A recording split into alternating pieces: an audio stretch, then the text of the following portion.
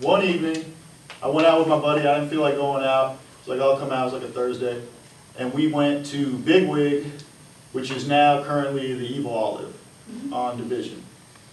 And we started talking to these two girls. They were cute and they were nice. They're like, oh, what do you do? Oh, I make hip hop. I do this. What do you do? Oh, I work for R. Kelly. Really? I'm quitting soon. There's an opening. Really? So I got the number to the studio immediately and went in a couple days later. All I had to do basically was show up. They were like, okay. And I got the job, but the hours were from 6 at night to 9 in the morning. Yeah. So, and this is when he did most of his work.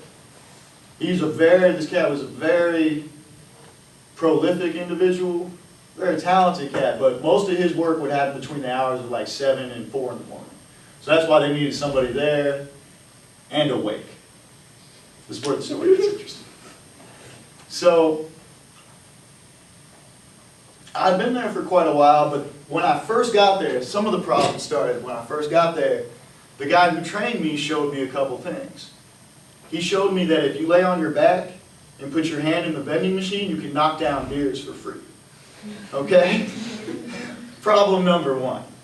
So, so over the course of 15 hours, I would drink free beer.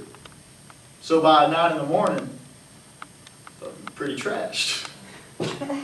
So, one night, and my job, something I should make clear, is my job there was, I was the guy who answered the door. I'm the guy who pressed the button to let cars in, and I was the guy who pressed the button and checked you into the building.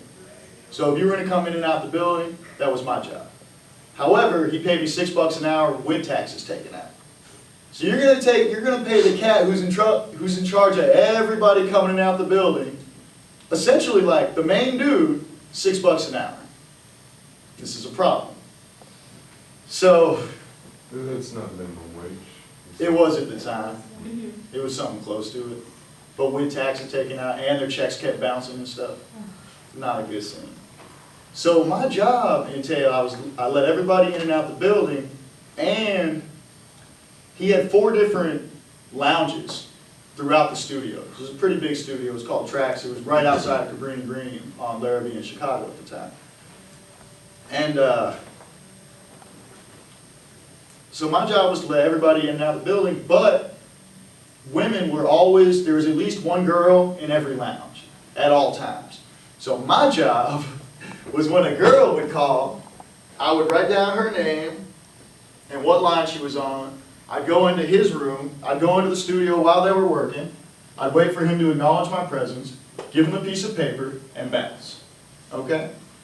Now that was cool for me because I got to learn, I got to see this dude who makes hit after hit after hit produce, even if it was just like for 3 minutes at a time.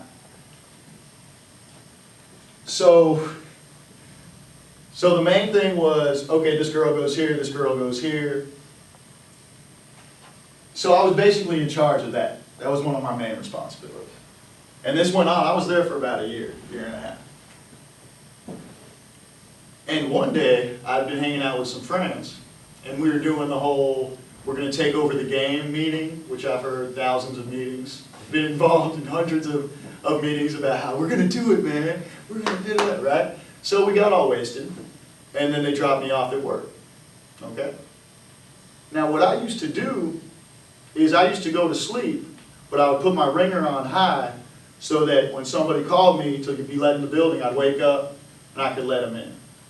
Well, one night, oh, and the guy who trained me also showed me where to smoke pot, which I'm not cool with anymore. I don't get that. But, so one night, I fell asleep and I put my ringer on high and I went to sleep. But I hung out with the tech who fixed all the equipment, and I had a little TV in my room. So we were watching TV, and he had his foot up against the wall like this. He was actually touching the phone jack, okay? And he knocked the phone jack out just enough to where it was in, but not working. So it's hanging there. So I wake up, I look at the screen, there's like a bunch of cars outside. I was like, fuck them. They're not ringing the bell, they're not coming in. Well, it turns out it was R. Kelly outside at 2 in the morning and his whole entourage trying to get in. Yeah, so that's a big fuck up. So I let him in, and all of a sudden, it's me in my little booth, R. Kelly, and 2 big ass thugs. Okay? What happened, man? Why didn't you answer the phone? And I was like, it didn't ring. It didn't ring. And this went on for a little while, and I'm kind of scared at this point. So he's like, fuck that. So he picks up the phone, and he calls, and it rings, like we're listening to it ring on his phone. We're all looking at my phone. We're listening to it ring on this phone. He closes it, and he goes, it's your lucky day, boy. Who's in the building? Because they thought I had set him up.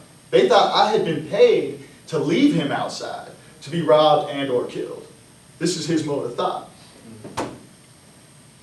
And that's the story I call the time R. Kelly almost kicked my ass. And that's it.